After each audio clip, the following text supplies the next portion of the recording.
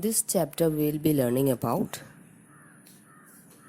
how dates and incidents are important in the study of history. As the word indicates, history is his story of humankind. And here, dates are very important and events are also important. And let us see what is the main difference in the way history is written in the past and the contemporary style of history writing. When we analyze the methods adopted, in olden days, more importance was given to the life of kings, the years of battles, and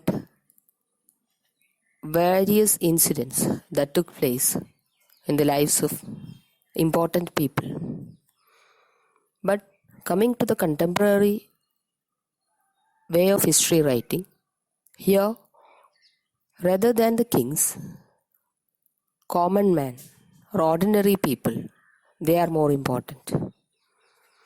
Their culture, their way of life, incidents that took place, all these are important rather than the battles and the lives and important dates in the life of kings and emperors.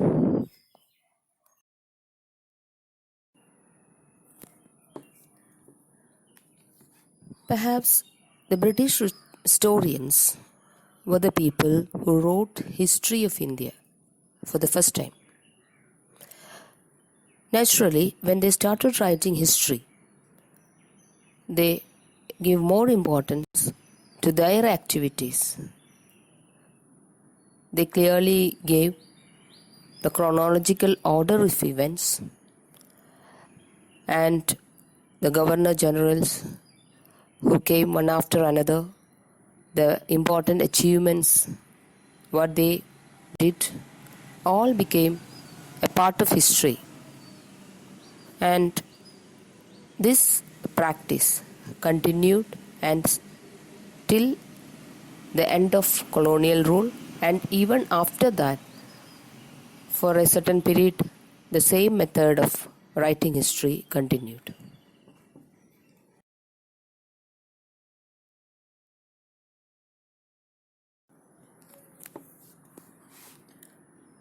In history writing, periodization is an important concept. Periodize means to demarcate or to divide history into different periods. Why it is done? There are three main purposes for that. First is to capture the characteristics of a particular time.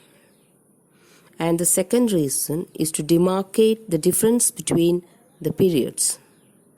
And the third one, to make note of the significant change from one period to the next. According to the British historians, and especially for James Mill, India was a land which was not civilized, and it was the British rule which could civilize India. And for attaining this purpose, British should conquer all the territories of India. And then only they can introduce changes that would progressively lead India to civilization. He also considered that before the arrival of British in India, India was considered to be a land without any progress and civilization, just as Africa, a dark land.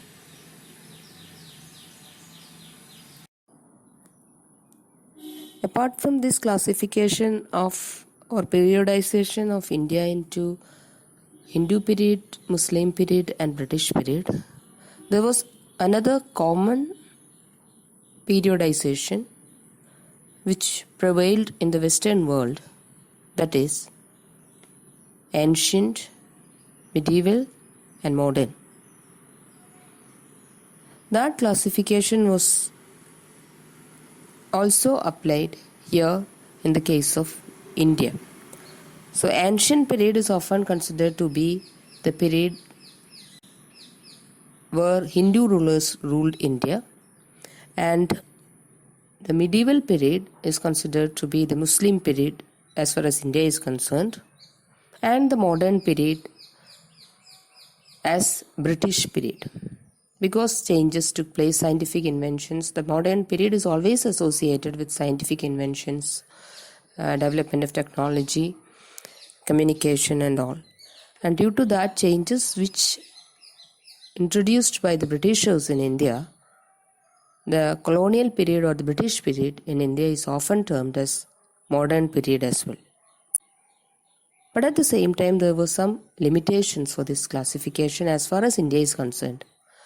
We know that in ancient period, when we talk about ancient period or medieval period, we cannot divide these two periods into watertight compartments. We know that even during the ancient period towards the end, we can see the Sultanate or the Arab people who were also there in India, and even during the medieval period itself, which according to them is a Muslim period, even then we can see the presence of Hindu rulers.